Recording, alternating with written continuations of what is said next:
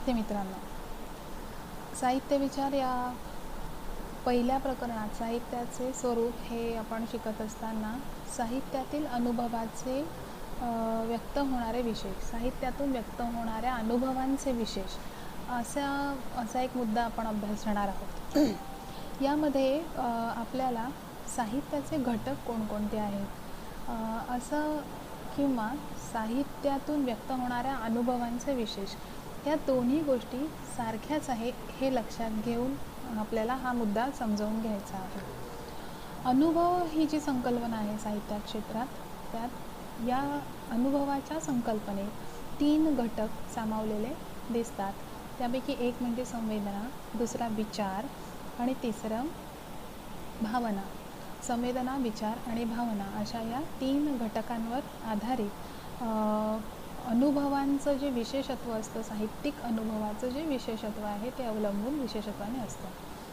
आता ह्या सगळ्या घटकांमध्ये डोळे, नाक, कान, जीभ आणि त्वचा म्हणजे स्पर्श, ह्या सगळ्या ज्या 5 ज्ञानेंद्रियांमार्फत माणसाचे बाह्यसृष्टीशी जे प्रतिक्रियात्मक व्यवहार चाललेले असतात, या व्यवहारामध्ये या पंचसंवेदनांच्या माध्यमातून आपल्याला जे घटक आहेत हे घटक कार्यरत होत असताना दिसतात. यापैकी कोणत्याही इंद्रियाद्वारा बाह्यसृष्टीचा लाभणारा संदेश हा त्याला मेंदूतर्फे मेंदूकरवी दिले जाणारे जे प्रत्युत्तर आहे, त्या प्रत्युत्तर आणि ते माणसाच्या ठिकाणी संभवणारे जे परिणाम असतात, ते परिणाम ही सर्व प्रक्रिया जर आपण पाहिली तर बाह्य गोष्टींच्या संयोगातून पहिल्यांदा संभवते.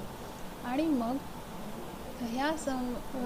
ही जी बाह्यसृष्टीतून आपल्याला एखादी गोष्ट ज्या संयोगातून संभवते ती कशामुळे, तर त्या असतात ऐंद्रिय संवेदना. इंद्रियापासून ऐंद्रिय हे भाववाचक नाम तयार होतं आणि ऐंद्रिय संवेदना म्हणजे जर त्वचेच्या माध्यमातून एखादी स्पर्श संवेदना किंवा आपल्याला नाकाच्या माध्यमातून निर्माण होणारी जी आहे ती गंध संवेदना किंवा डोळ्यांच्या माध्यमातून दिसणारी ती दृक संवेदना, अशा प्रकारे या तिन्हींच्या एकत्रीकरणातून म्हणजे काय, भावना, संवेदना आणि विचार या तिन्हींच्या एकत्रीकरणातून एक विशिष्ट अर्थ हा त्या साहित्य अनुभवाला प्राप्त होतो. आणि ही जी जाणीव आहे ती एक संपूर्ण जाणीव म्हणून येते, तिलाच अनुभव असे म्हणता येते. ठीक आहे. तर साहित्यिक अनुभव जो आहे तो ह्या पंचेंद्रियांच्या माध्यमातून अनुभवता येतो. त्यापैकी डोळ्यांतर्फे दृक संवेदना, नाकातर्फे गंध संवेदना, जिभेतर्फे आपण ज्याला रुची, स्वाद जो आहे त्याची संवेदना आणि त्वचा म्हणजे स्पर्श संवेदना, अशा सर्व गोष्टी अनुभवता येतात आणि त्यातून एक अनुभव जो आहे तो साहित्य अनुभव तयार होतो. अशाच अनुभवाला किंवा अनुभवांच्या मालिकेला साहित्यामध्ये शब्दरूप लाभत असते, जे लेखक आपल्या साहित्यामधून व्यक्त करतात. ललितेतर साहित्यातून व्यक्त होणारे जे अनुभव असतात, ललित साहित्य जे लेखकाला अनुभवाला आलेले आहेत, लेखकाचा स्व ज्या ठिकाणी कार्यरत असतो आणि त्याला जे वाटलं ते वैशिष्ट्यपूर्ण असं लेखन त्याने केलेलं असतं, ते म्हणजे ललित साहित्य. आणि ललितेतर साहित्य जे वैचारिक किंवा शास्त्रीय साहित्य म्हणवलं जातं, तर त्या ललितेतर साहित्यातून व्यक्त होणारे अनुभव आणि ललित साहित्यातून व्यक्त होणारे अनुभव हे तसे पाहता एकसारखे असले तरी ते एकच नसतात, हे नेहमी लक्षात घेतलं पाहिजे. ललितेतर साहित्यातून व्यक्त होणारे अनुभव म्हणजेच शास्त्रीय किंवा वैचारिक साहित्यातून व्यक्त होणारे जे अनुभव आहेत ते साधारणपणे ज्ञानात्मक, एकेरी, स्पष्ट, समावेशक आणि व्यक्तिनिरपेक्ष असे असतात किंवा ते तसेच असावे लागतात. व्यक्तिनिरपेक्ष, व्यक्तिनिष्ठ नसतात ते, तर ते काय असतात, ते तटस्थ स्वरूपाचे अनुभव असतात, ते स्पष्ट असतात, त्याच्यामध्ये कुठल्याही प्रकारची अस्पष्टता, संदिग्धता नसते. हे ललितेतर साहित्याबाबत होतं. त्यांचा स्वतंत्रपणा, त्यांची जी मौलिकता आहे, त्यातील निसंदिग्धता म्हणजेच त्याच्यामध्ये जी असलेली स्पष्टता आहे, त्यांची व्याप्ती, याच गोष्टी ललितेतर साहित्यामध्ये विशेषत्वाने तपासल्या जात असतात. त्यावरच त्यांचे मोल जे आहे ते ठरत असते. शेवटी त्यातील अनुभवाचे आवाहन वैचारिक स्वरूपाचे आहे हे लक्षात ठेवून त्याचे मोजमाप व मूल्यमापन जे आहे ते केले जाते. ललितेतर म्हणजे शास्त्रीय साहित्यातील अनुभव आणि त्यांचा जो आविष्कार आहे यातील द्वैतही लक्षात ठेवून, द्वैत म्हणजे त्याचं जे विलगपण आहे, म्हणजे लेखकाने काय मांडलं आणि काय मांडलं गेलं, लेखक आणि साहित्यकृती हे जे द्वैत आहे. आणि कशाविषयी लिहितो त्याच्यामध्ये एकरूपता नाही, तिथे तटस्थता स्पष्टपणे आहे. तर आविष्कार यातील द्वैत लक्षात ठेवणं आवश्यक असते. मात्र ललित साहित्यातील अनुभवाचे असे नसते. त्याचे वेगळेपण त्याच्या आविष्काराशी असलेल्या अद्वैती म्हणजे एकरूप नातेसंबंधातून लक्षात येत असते. शेवटी एका व्यक्तिमनाचा अनुभव त्या व्यक्तिमनासह साहित्यकृतीद्वारा आस्वादकाच्या अनुभव विश्वाचा, आस्वादक म्हणजेच रसिक याच्या अनुभवाचा एक विशेष भाग बनवण्यासाठी तो अवतरत असतो. म्हणजे तो फक्त त्या लेखकाचा राहत नाही, तर तो त्या रसिकापर्यंत जाण्यासाठी म्हणून त्याचा अनुभव विश्वाचा तो भाग बनण्यासाठी हा अनुभव तयार होत असतो. इथे लक्षात घेणे हे महत्त्वाचे आहे किंवा हे अगत्याचे आहे की त्याचे साररूप म्हणजे किंवा त्याचे वैचारिक तात्पर्यार्थ जो असतो तो नसतो. हा ललित साहित्यातील जो अनुभव आहे त्याच्या सर्व घटकांसह सर्वांगीण परिपूर्ण अशा रूपात तो आविर्भूत व्हावा लागतो. तो जसंच्या जसं लेखकाला म्हणायचं आहे, जरीही त्याने त्यांचा अनुभव लिहिलेला असला तरी तो रसिकापर्यंत, आस्वादकापर्यंत यथातथ्यपणे पोहोचणे याच्यामध्ये ललित साहित्याचं वैशिष्ट्य सामावलेलं असतं. त्यामुळेच तो अनुभवासारखा असला तरी नुसता अनुभव राहत नाही, त्याच्यावर होत असलेल्या संस्करणामुळे तो कलानुभव किंवा काव्यानुभव बनतो. कलात्मक अनुभव अशी ही संज्ञा त्याला लाभते आणि मग आपोआप त्याला त्याची अशी काही खास वैशिष्ट्ये लागतात. त्याचा आपण आता विचार करणार आहोत. तर ही झाली साहित्यातून व्यक्त होणाऱ्या अनुभवाचे विशेष. हे अनुभवाचे विशेष या 3 घटकांवर सामावलेले असतात, जे संवेदना, विचार आणि भावना असे म्हटले गेले आहेत. तर संवेदना, विचार आणि भावना या घटकांच्या आधारावर अनुभव जे आहेत ते पंचेंद्रियांच्या मार्फत एखादा लेखक घेतो आणि मग या अनुभवांच्या आधारावरच तो समग्र साहित्याची निर्मिती करतो. ही झाली याची प्रस्तावना. आता पहिला घटक तो म्हणजे संवेदनात्मकता. तर आपण ह्याविषयी जाणून घेऊ. संवेदनात्मकता म्हणजे काय, तर चित्तवृत्तींचा आधारभूत पाया संवेदनात सामावलेला असल्याने ऐंद्रिय संवेदनात्मकता हा कलात्मक अनुभवाचा प्रधान विशेष बनतो. आता याचा अर्थ आपल्याला सहजासहजी कळणार नाही. संवेदना ह्या इंद्रियांतर्फेच आपल्याला प्राप्त होऊ शकतात. पुन्हाच तेच की आपण ज्या पंचेंद्रियांच्या मार्फत, मग ते डोळे असेल तर दृक संवेदना, नाक असेल तर गंध संवेदना, किंबहुना या ऐंद्रिय सगळ्या ज्या बाजू आहेत त्यातून ह्या आपल्याला संवेदना प्राप्त होतात. आणि हा सगळा अनुभव कलात्मक अनुभवाचा विशेष बनतो, प्रधान मुख्य विशेष बनतो. सगळ्याच कलांमध्ये ऐंद्रिय संवेदना जागृतीला अतिशय महत्त्वाचे स्थान याचमुळे प्राप्त झालेले आहे.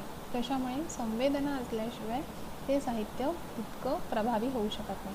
कलावंताच्या ठिकाणी तीव्र संवेदना क्षमता असलीच पाहिजे हे विशेषत्वाने लेखकाला लागूच होतं आणि रसिकालाही ते तितक्याच मोठ्या प्रमाणात लागू होतं. वर्ण्यविषयाच्या संदर्भातील सर्वच्या सर्व किंवा अधिकात अधिक, जास्तीत जास्त ऐंद्रिय स्फुरणे म्हणजे इंद्रियांच्या माध्यमातून जे जे म्हणून निर्माण होईल स्फुरणे, नेमकेपणाने टिपणारा आणि ती हळुवारपणे रसिक मनामध्ये संक्रांत करणारा म्हणजे पोचविणारा असा कलावंत हा मोठा कलावंत म्हणून गणला जातो. एक महान कलावंत म्हणून त्याला मानलं जातं. उदाहरणार्थ हे कुठल्याही कलेच्या बाबतीत लागू आहे. जसं कुमार गंधर्वांसारखा गायक असेल किंवा पंडित रविशंकरांसारखा सतारवादक असेल किंवा अल्लार खां सारखे तब्बलजी असतील इत्यादी भिन्न भिन्न क्षेत्रातले जरी कलावंत असले तरीही ती संवेद्यता आपल्या कलेच्या माध्यमातून रसिकांपर्यंत पोहोचवण्यासाठी तेवढे सक्षम ठरलेले असतात. मराठी कवितेमध्ये बालकवींचे जे कसब आहे संवेदना पोहोचवण्याबाबत सगळ्यात मोठं कसब मानलं जातं आणि ते विशेष उल्लेखनीय आहे. किंवा बाळ सीताराम मर्ढेकर यांनी संवेदना जागृतीवर आधारित असा कलेविषयी किंवा काव्याविषयी जो एक लय सिद्धांत मांडला आहे, त्याच्या स्पष्टीकरणासाठी ते फक्त बालकवींचेच उदाहरण देताना दिसतात. हे विशेष की बालकवींचं उदाहरण मर्ढेकरांनी पण दिलेलं आहे. मर्ढेकरांनी संवेदनांचे संवाद, विरोध आणि असे दोन गुणात्मक, संवाद आणि विरोध असे दोन गुणात्मक आणि तिसरं म्हणजे समतोल असा संख्यात्मक, संवाद आणि विरोध हे गुणात्मक आणि समतोल हे संख्यात्मक असे 3 गट काव्यात कसे निर्माण होतात आणि त्यातूनच सौंदर्याची प्रतीती किंवा अनुभूती कशी येते याचे विस्तृत विवेचन आपल्या लय सिद्धांतामध्ये केलेले आहे. एकंदरीतच सौंदर्यशास्त्राचा जसा जसा जास्त विचार होऊ लागला तसा तसा ललित साहित्यामध्ये अनुभवाच्या किंवा सौंदर्यानुभवाच्या संवेदनात्मकता या विशेषावर अधिकाधिक प्रकाश पडत गेला आणि त्यावर विचार जास्त होऊ लागला असं दिसतं. हेगेल नावाचा एक सौंदर्यशास्त्रज्ञ होता. त्याने सौंदर्यशास्त्राचे विवरण करताना कलाकृतीतील ज्या विश्व चैतन्याच्या उपस्थितीचा निर्देश केलेला आहे आणि इतरांकडूनही सतत ज्या जिवंतपणाचा निर्देश केला जातो ते चैतन्य आणि तो जो जिवंतपणा आहे यांचे अस्तित्व प्राधान्याने संवेदनांच्या पातळीवरच सामावलेले आहे असे म्हटले आहे. आजही आपण जर इंदिरा संत किंवा कवी ग्रेसांची कविता सूक्ष्म संवेदनांवर आधारित असल्यामुळे ती तुम्ही वाचल्या तुमच्यापर्यंत पोहोचते. हे काहीतरी वेगळं आहे, हे खूप छान आहे. अगदी खोल अशा स्वरूपात त्याचा अनुभव आणि त्याची अनुभूती आपल्याला प्राप्त होते आहे याची जाणीव तुम्हाला होताना दिसते. हेच बालकवींच्या कवितेमध्ये जसं हिरवे हिरवे गार गालीचे हरित तृणांच्या मखमालीचे त्या सुंदर मखमालीवरती फुलराणी ती खेळत होती, अशी जर एखादी कविता असेल तर याच्यामध्ये आपल्याला रंगसंवेदना दिसतात. तर हे सगळं जे आहे त्या विविध इंद्रियांच्या माध्यमातून ज्या संवेदना त्यांनी उत्कटपणे उपभोगल्या त्या त्यांनी अनुभवाधारित करून आपलं साहित्य लेखन केलं आणि ते रसिकांपर्यंत पोचलेलं दिसतं. हा झाला संवेदनात्मकता असा पहिला घटक. ठीक आहे, आता आपण भावनात्मकता ह्या दुसऱ्या घटकाकडे वळणार आहोत. भावनात्मकता हाही अशाच अनुभवाचा एक महत्त्वाचा विशेष मानला जातो. कारण कलेच्या म्हणजे ललित साहित्याच्या एकंदर संसाराचा मुख्य आधारस्तंभ म्हणजे भावनाविलास होय. भावनाविलासाशिवाय एखादं ललित साहित्य हे छानसं निर्माण होऊ शकत नाही.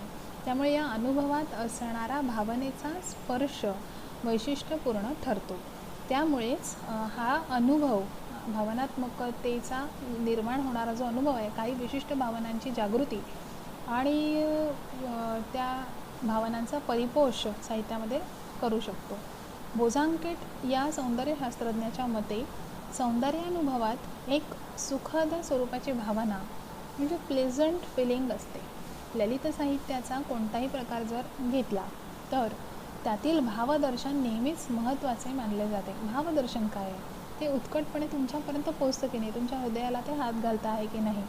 संस्कृतात जवळजवळ सर्वच मीमांसकांनी म्हणजेच चिकित्सकांनी, अभ्यासकांनी रसचर्चा केलेली आपल्याला आढळेल. आणि रस जे नवरस आपल्याला माहिती असतील की शृंगार, त्यानंतर भक्तिरस, त्यानंतर बीभत्स, रौद्र असे विविध, क्रोध, तर हे सगळे जे नवरस आहे हे सगळे म्हणजे भावनेचीच एक विशिष्ट अवस्था होय असं ते मानलेलं आहे. पाश्चात्य समीक्षेतही काव्यात इमोटिव्ह एलिमेंट हा कार्यरत असतो आणि असे सांगितले गेले आहे की इमोटिव्ह म्हणजे भावनानुबंधी घटक. इमोटिव्ह म्हणजे काय? भावनानुबंधी घटक. तेव्हा काव्यात आवश्यक असणारा हा विशेष त्यामागील अनुभवाबाबत आवश्यक असतोच, तो आवश्यक त्या ठिकाणी गरजेचा असा स्वरूपाचा आहे. इथेही भावनात्मकता फक्त व्यावहारिक पातळीवरील नसते, साहित्यातील जी भावनात्मकता जी आहे ती व्यावहारिक पातळीवरची नसते, म्हणजे ती जीवनाच्या उपयोगाची म्हणजे कृतीप्रवण स्वरूपाची नसते. भावनेसाठी भावना असे तिचे स्वरूप असल्यामुळे ती केवळ चर्वणपर म्हणजे ज्याची चर्वणा होऊ शकते, वारंवार त्याचा रस घेतला जाऊ शकतो, आस्वाद्य अशा स्वरूपाची म्हणजे आस्वादपर अशी असते. या अनुभवातील भावना व्यक्ती, स्थल, त्यानंतर कालनिरपेक्ष झालेली साधारण भावना असते. आणि त्या साहित्यकृतीमध्ये आपल्याला जाणवतं, जसं रामसीतेची एखादी कथा असेल आणि त्या रामसीतेच्या कथेमध्ये तिथे त्या सीतेचा विलाप दाखवला असेल तर तुम्हाला तिचे दुःख बघून दुःख होते. आपल्याला माहिती आहे की हे समोर जे चाललेलं आहे ते खरं नाही आहे, ते फार पूर्वीच कधीतरी घडून गेलेलं आहे. पण कुठेतरी ह्या ज्या मनुष्याच्या संवेदना भावना ज्या आहेत त्या तुमच्यापर्यंत येऊन पोचलेल्या असतात. त्या भावना ज्या आहेत, भावनात्मकता हा जो घटक आहे तो तुम्हाला स्पर्श करतो, तुमच्या हृदय स्पर्श करतो. आणि म्हणून ती भावनेसाठी भावना यासाठी जरी त्या साहित्यातून निर्मिती झाली असली तरीही ती त्या अनुभवाचा एक फार महत्त्वाचा घटक असते. त्यानंतर तिसरा जो घटक आहे तो वैचारिकता, की हा विशेष कसा आहे, तर साहित्य कृती निर्माण होत असताना किंवा ती अनुभवत असताना ह्या अनुभवातला सगळ्यात महत्त्वाचा घटक वैचारिकता ही भावनेसारखाच घटक आहे. ललित साहित्यातून आविष्कृत होणाऱ्या अनुभवाच्या बाबतीत वैचारिकता हा विशेष जुळणारा नाही असा सर्वसामान्य समज आहे, परंतु त्याचे स्थान ललितेतर किंवा शास्त्रीय साहित्य असे जे म्हटले जाते त्या ठिकाणी आहे. म्हणजे शास्त्रीय किंवा ललितेतर वैचारिक साहित्यामध्ये आहे, कारण तो ज्ञानाशी संबंधित असल्यामुळे बुद्धिमार्गाशी निगडीत मानला जातो. केवळ त्याच्यामध्ये भावनिक गोष्टी नाही तर त्याच्यामध्ये वैचारिक गोष्टी, बौद्धिक स्वरूपाच्या गोष्टी असतात. पण ललित साहित्यालाही विचारांचे वावडे नाही. म्हणजे तुम्ही म्हणाल की वैचारिक साहित्यामध्ये किंवा शास्त्रीय साहित्यामध्ये किंवा ललितेतर साहित्यामध्येच वैचारिकता हा घटक असतो का आणि मग ललित साहित्यामध्ये नसतो का, तर असं नाही. ललित साहित्यामध्ये पण अनेकदा वैचारिक आणि बौद्धिक स्वरूपाचा घटक असतो, पण त्याच्यामध्ये भावनात्मकतेचं आधिक्य असतं. अशा वेळेला आपल्याला ललित साहित्याला विचारांचे वावडे नाही हे लक्षात ठेवायला हवे. इथे पथ्य एवढेच पाळले गेले पाहिजे की तो लालित्याच्या अंगाने विकसित झाला पाहिजे. वैचारिकता हा जो घटक आहे तो ललित साहित्यामध्ये लालित्याच्या अंगाने विकसित झाला पाहिजे.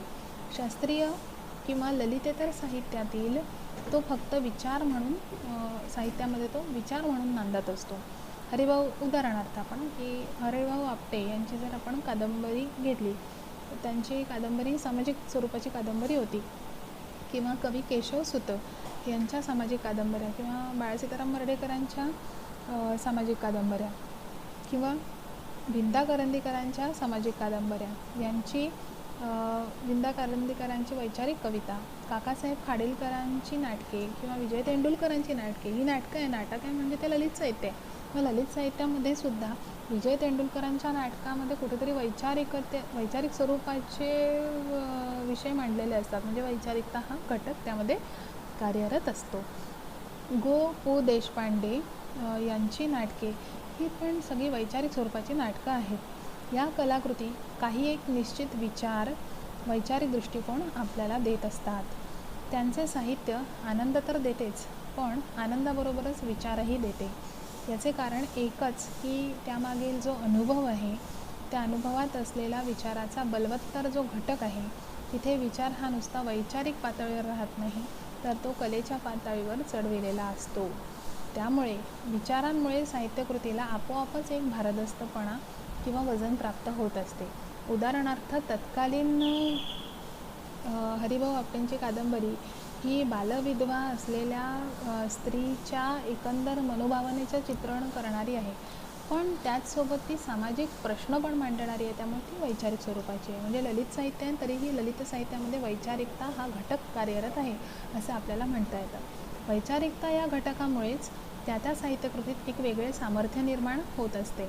अमेरिकेतील जसा गुलामीचा प्रश्न जगाच्या वेशीवर टांगण्याचे खूप मोठे काम अंकल टॉम्स कॅबिन या कादंबरीने त्यावेळेला केले होते. किंवा नव्या जागृत स्त्रीचे जे दर्शन आहे ते सगळ्यात प्रथम इब्सेन प्रणीत जे नाटक होतं, तर इब्सेन ह्या नाटककाराच्या डॉल्स हाऊस या नाटकाने घडविले असे म्हटले जाते. पुढे के अत्रे यांनी घराबाहेर नावाचं नाटक हे या डॉल्स हाऊसवरूनच निर्माण केलं, की पहिल्या प्रथम स्वतःच्या अस्तित्वासाठी घराबाहेर पडलेली स्त्री. म्हणजे नाटकही होतं आणि त्याच्यामध्ये वैचारिक विषयही होता. मराठीतही दलित साहित्य आणि अलीकडे नव्याने लिहिले जाणारे ग्रामीण साहित्य यांच्यामुळे दलित ग्रामीण प्रश्नांकडे सर्वांचे लक्ष वेधले जात आहे असे आपल्याला दिसते. आणि हे वैचारिकता या घटकामुळे. संवेदना, विचार किंवा भावना या घटकांच्या आधिक्यावरच संवेदनानुभव, विचारानुभव आणि भावनानुभव असे शब्द समीक्षेमध्ये वापरले जातात. साहित्यातून अवतीर्ण होणाऱ्या ज्या अनुभवात संवेदनेचे महत्त्व जास्त तो संवेदनानुभव. म्हणून बालकवी किंवा कविवर्य ग्रेस किंवा आपण इंदिरा संत यांच्या कविता गुरु यांच्या काव्यामध्ये संवेदनानुभव हा विशेषत्वाने जाणवतो असे म्हटले जाते. कवी बी यांची कविता किंवा वामन मल्हार जोशी किंवा श्री व्यम केतकर यांची कादंबरी यामध्ये न्यायाने जर पाहिलं तर जास्तीत जास्त आपल्याला विचारानुभव दिसतो. हे सत्व, रज आणि तम या 3 गुणांनी बनणाऱ्या व्यक्तिमात्राप्रमाणेच आहे की संवेदनात्मकता, भावनात्मकता आणि वैचारिकता हे 3 अत्यंत महत्त्वाचे घटक आहेत एखादा अनुभव, साहित्यानुभव साहित्यिकाला देण्यासाठी. ज्यात आपल्याला सात्विक म्हणजे जिथे सत्वगुणाचे आधिक्य तिथे सात्विकता किंवा रजोगुणाचे आधिक्य तिथे राजस आणि ज्यात तमोगुणाचे आधिक्य तिथे तामसी असे जे विविध भाव निर्माण होतात याचाच अर्थ तिथे विशिष्ट गुणाचंच फक्त वास्तव्य असते असा नाही, तर इतर गुणही असतातच. फक्त तो विशिष्ट गुण इतरांहून आधिक्याने असतो. कलात्मक अनुभवाबद्दल हे सूत्र आपल्याला लक्षात घ्यावे लागते. आता चौथा जो घटक आहे तो म्हणजे सूचकता. सूचकता म्हणजे सजेस्टिव्हिटी. एखादी गोष्ट सुचविली जाणे हे त्या साहित्यातूनच घडत असतं. हाही एक कलात्मक अनुभवाचाच महत्त्वपूर्ण विशेष मानला जातो. ललितेतर साहित्यानुभवात तो असूच शकत नाही. शास्त्रीय साहित्यामध्ये सगळं स्पष्टच लिहिलेलं असतं आणि तो त्याचा प्राथमिक गुण असायला पाहिजे की त्याच्यामध्ये निसंदिग्ध विचार येणं अपेक्षित आहे. संदिग्धता हे ललित साहित्याचं लक्षण आहे, निसंदिग्धता हे ललितेतर साहित्याचं लक्षण आहे. तेव्हा सर्व स्पष्ट करून सांगण्यापेक्षा कलेचा भर हा नेहमी सुचविण्यावर असावा असे म्हटले जाते. सजेशन म्हणजे सूचकतेचे महत्त्व. पाश्चात्य काव्यविचाराने सुद्धा ही सजेस्टिव्हिटी म्हणजे सूचकता हा घटक मान्य केलेला आहे. संस्कृतातील जो ध्वनी म्हणजे सूचकता आणि व्यंग्यार्थ. आपल्याला अभिधा, लक्षण आणि व्यंजना हे या तीन शब्दशक्ती माहिती आहेतच.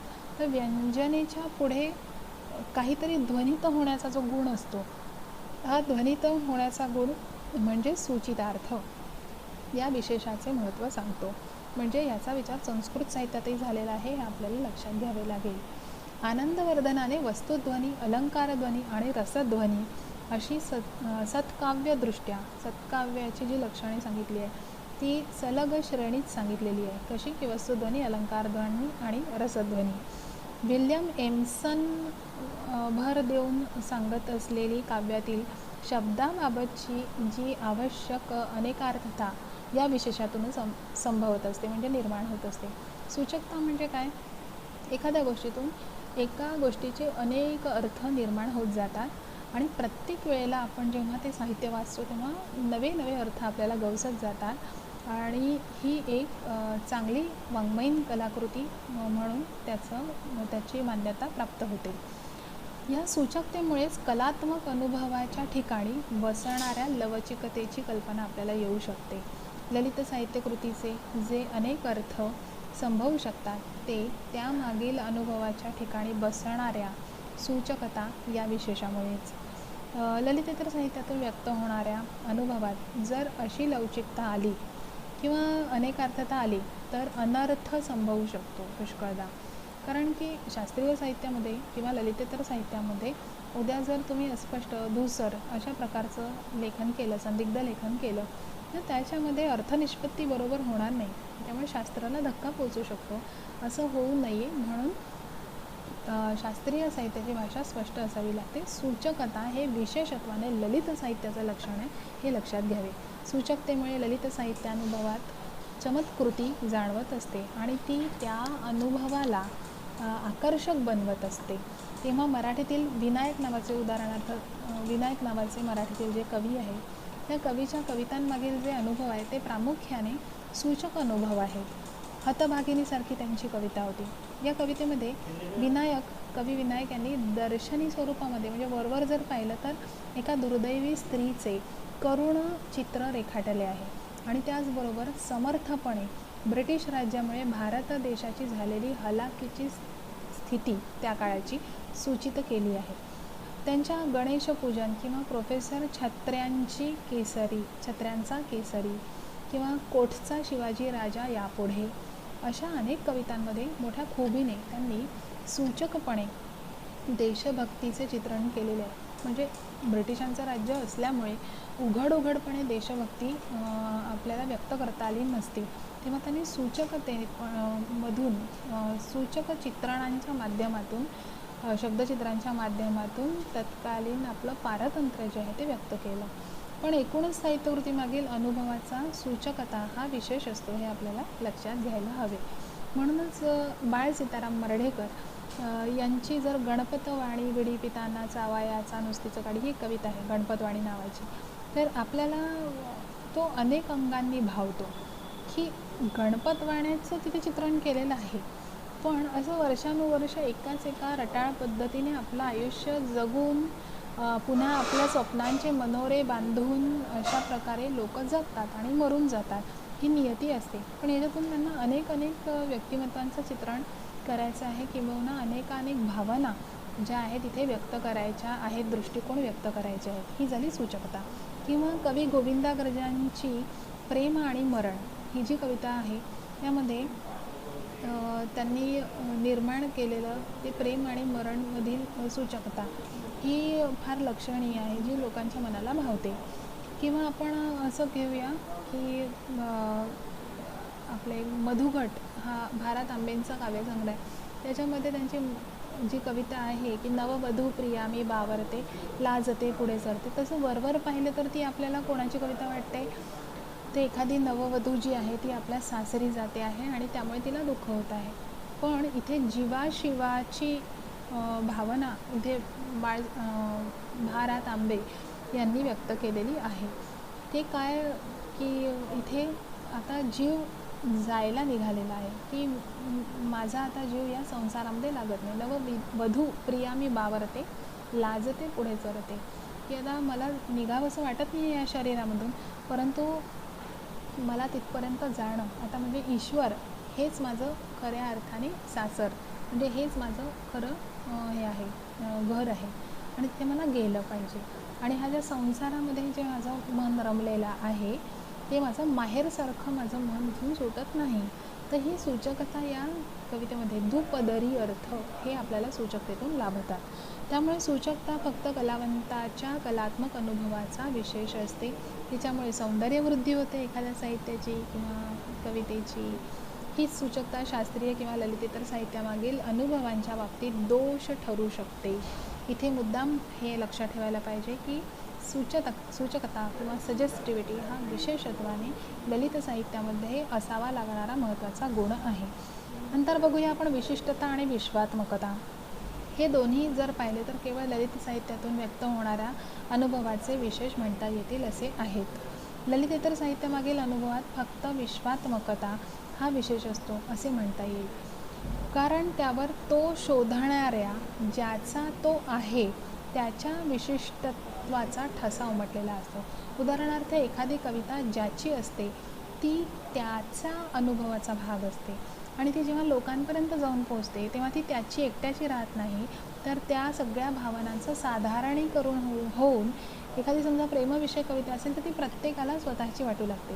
म्हणजे त्याचं विशिष्ट भावनांचं वैश्विक स्वरूपाच्या भावनांमध्ये रूपांतरण होतं. यालाच पर्टिक्युलर टू युनिव्हर्सल असं म्हटलेलं आहे. तेव्हा विशिष्टत्वाचा ठसा त्याच्यावर आपल्याला एखाद्या लेखकाने निर्माण केलेल्या साहित्यातून दिसतो. परंतु जेव्हा लोकांपर्यंत, रसिकांपर्यंत ती कलाकृती पोचते तेव्हा ती वैश्विक स्वरूपाची होते. असा अनुभव सर्वार्थाने सर्वांचा असतो. जसा न्यूटनचा जर गुरुत्वाकर्षणाचा सिद्धांत आपण घेतला, तर जगदीशचंद्रांचा आपण वनस्पतीचा सिद्धांत जर घेतला, सजीवत्वाचा जो सिद्धांत आहे तो जर घेतला, किंवा तत्कालीन आगरकरांचे रूढीग्रस्त समाज जीवनाचे समालोचन घेतले, हे सगळे लेखन फक्त विश्वात्मक झालेले असते. म्हणजे हे कसं आहे की शास्त्रासाठी म्हणून निर्माण केलेलं अशा स्वरूपाच्या या शास्त्रीय सिद्धांत आहेत, तर हे मुळातच युनिव्हर्सल आहे. तर त्यांचा एकट्याच्या अनुभवापासून अनेकांपर्यंत गेले असं नाही, तर ते सिद्धांतच आहे. त्यामागील अनुभव फक्त विश्वात्मक स्वरूपाचाच असतो, खऱ्या अर्थाने व्यक्तिनिरपेक्ष झालेला असतो. पण ललित साहित्यामागचा जो अनुभव आहे तो मात्र असा नसतो. तो व्यक्तिसापेक्ष असूनही तो व्यक्तिनिरपेक्ष स्वरूपाचा होऊन जातो. म्हणजे तो एकाच्या अनुभवापासून, जसं प्रेमाचा अनुभव हा एखाद्याचा आहे. मंगेश पाडगावकरांची एखादी प्रेम म्हणजे ही जी कविता आहे ती त्यांची स्वतःच्या अनुभवांमधली कविता आहे. परंतु जेव्हा ती कविता इतर कोणीही आणि कोणत्याही पिढीतील लोक वाचतात तेव्हा ती प्रत्येकाला स्वतःची वाटते आणि ते एकमेकांना कोणाला द्यायची असेल किंवा ऐकवायची असेल तरी पण तो त्यांचा स्वतःचाच अनुभव आहे असं वाटतं. तेव्हा त्या विशिष्ट अनुभवाचं वैश्विकीकरण होतं. अनन्यसाधारणत्व आणि सर्वसाधारणत्व किंवा पर्टिक्युलर आणि जनरल, इंडिव्हिज्युअल आणि युनिव्हर्सल अशा प्रस्तुत संदर्भात वापरल्या जाणाऱ्या प्रतिशब्दांच्या आणखी काही जोड्या आहेत. कवीचा विशिष्ट अनुभव जेव्हा काव्यातून व्यक्त होतो तेव्हा तो एकाच वेळी त्या कवीचा राहून सर्वांचा होत असतो. उदाहरणार्थ फुलराणी किंवा औदुंबर ह्या कवितांमधील अनुभव हा खास बालकवींचा आहे, पण काव्यातून व्यक्त होत असताना त्यातील खाजगीपणा किंवा वैयक्तिकपणा जो आहे तो गळून पडतो. तसा एकाच वेळी तो अनुभव बालकवींचा असतो आणि तमाम वाचकांचाही बनतो असं वा कुळकर्णी यांनी आपल्या या ग्रंथामध्ये म्हटलेलं आहे. म्हणजेच विशिष्टत्व अबाधित ठेवूनही तो विश्वात्मक स्वरूपाचा बनतो. जे बालकवींच्या कवितांबाबत लागू होते ते सर्वच ललित साहित्यकृतीतील अनुभवाबाबत आपल्याला लागू होईल असं दिसेल. की तुम्ही एखादी कथा वाचता आणि त्या कथेतला अनुभव हा त्या साहित्यिकाने घेतलेला स्वतःचा अनुभव असू शकतो आणि तो जेव्हा प्रकाशित होतं ते साहित्य तेव्हा ते वाचल्यानंतर खूप लोकांना त्यातल्या भावभावना पोचतात आणि त्या असं वाटतात की अरे हे तर मला माहिती आहे, हे माझ्या आयुष्याशी किंवा ह्या सगळ्या भावना पर्यंत आपण सहज पोचतो, ह्या माझ्याच भावना आहेत जणू काही. तेव्हा या विशिष्ट भावनांचं वैश्विकीकरण होत असतं. तर विशिष्टता आणि विश्वात्मकता अशाच प्रकारे ललित साहित्यकृतीमागील अनुभवांचा आस्वाद त्यांच्या निर्मात्याच्या व्यक्तिवैशिष्ट्याच्या जाणीवेशिवाय अशक्य असतो. तेव्हा एका विशिष्ट अनुभवापासून वैश्विक अनुभवापर्यंत त्याचं संक्रमित होत जाणे हे त्या घटक असण्याचं लक्षण आहे. यानंतर आपण सेंद्रियत्व, सर्वात शेवटचा घटक आहे, तो आपण अभ्यासणार आहोत. ऑर्गॅनिक युनिटी म्हणजे सेंद्रियता, इंद्रियता, इंद्रियांसहित जे आहे ते. आता साहित्य अनुभवाच्या बाबतीत लक्षात घेतला जाणारा हा खास विशेष आहे. तसा हा प्राणीशास्त्रगत शब्द आहे. ऑर्गॅनिक म्हणजे प्राणीशास्त्रामध्ये येणारा शब्द आहे, पण व्लाडिमिर वाईडले या संशोधकांनी तो कलाकृतीच्या एकसंधत्वाच्या सुसंघटितपणाच्या संदर्भात वापरून आधुनिक काळातही त्याला समीक्षेच्या दरबारात नवी प्रतिष्ठा प्राप्त करून दिलेली दिसते. सर्वप्रथम ॲरिस्टॉटलने कलाकृतीच्या सेंद्रियत्वाची संकल्पना मांडली. जसं सजीव शरीराप्रमाणे कलाकृतीची रचना असली पाहिजे असं त्याचं म्हणणं होतं. त्या दृष्टीने त्यांनी काही गमकांची मांडणी केली. नंतर सौंदर्यानुभवाच्या संदर्भात हेगेल या सौंदर्यशास्त्रज्ञाने या शब्दाची प्रामुख्याने मांडणी केलेली दिसते. अनेकत्वातून होणारी एकत्वाची प्रतीती. जसं शरीर हे विविध अवयवांचं बनलेलं आहे, पण ते एकसंध आहे तेव्हा एक संपूर्ण व्यक्तिमत्व आपल्यासमोर उभं राहतं. तसंच अनेकत्वातून होणारी एकत्वाची प्रतीती असे त्याचे तिथे मांडलेले स्वरूप आढळते. साहित्यानुभवामध्ये किंवा कलानुभवामध्ये वसणाऱ्या भिन्न भिन्न घटकांचा एकात्म संस्कार इथे अभिप्रेत आहे. नाक, कान, हात, पाय इत्यादी अनेकविध अवयवांच्या वा घटकांच्या चैतन्यमय एकत्रीकरणातून मानवी किंवा प्राणीमात्रांच्या शरीराची एकात्म अशी जी संघटना संभवते, तशीच अनेकविध घटकांच्या आधारे साधली जाणारी एकात्म भाषिक संघटना म्हणजे कलाकृती. अनेकविध घटकांच्या आधारे साधली जाणारी भाषिक संघटना म्हणजे कलाकृती किंवा साहित्यकृती होय. त्यामागील तो अनुभव होय.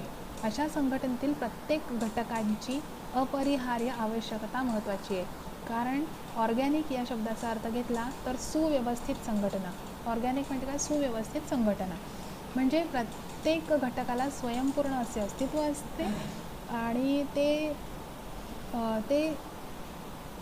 त्या भागाचे, त्या पार्टचे अस्तित्व असते. अशा अनेक स्वयंपूर्ण भागांचा मिळून पूर्ण होल, WHOLE होल म्हणजे पूर्णत्व त्या कलाकृतीला प्राप्त होते.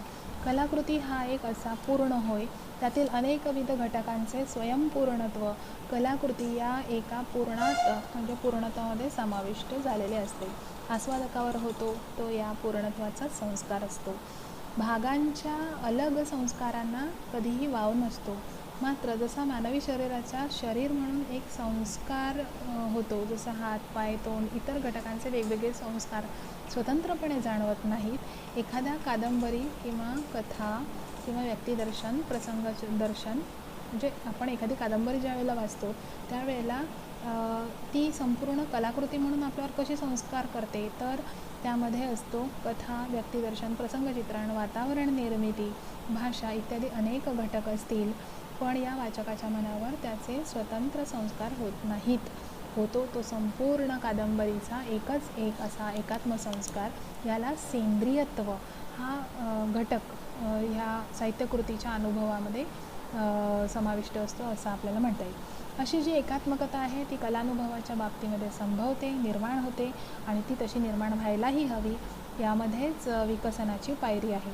म्हणजे ललित साहित्यातून व्यक्त होणारा अनुभव जिवंत हवा, स्वतंत्र हवा, चैतन्यमयही हवा आणि मुख्य म्हणजे अंतर्बाह्य तो सुसंघटित अशा स्वरूपाचा म्हणजे सेंद्रियत्वाने पूर्ण हवा, एकात्म हवा असा सेंद्रियतेचा या संदर्भात अर्थ आहे. तर आपण मित्रांनो ह्या संपूर्ण भागामध्ये हा सगळ्यात महत्त्वाचा भाग की साहित्याचं स्वरूप समजावून घ्यायचं असेल तर आपल्याला साहित्यातून व्यक्त होणाऱ्या अनुभवाचे विशेष या 6 घटकांच्या माध्यमातून सातत्याने लक्षात ठेवलं पाहिजे. संवेदनात्मकता, भावनात्मकता, वैचारिकता, त्यानंतर सूचकता आणि विशिष्टता आणि विश्वात्मकता आणि सेंद्रियत्व या घटकांच्या आधारावर साहित्यातील अनुभवांचे विशेष अवलंबून असते.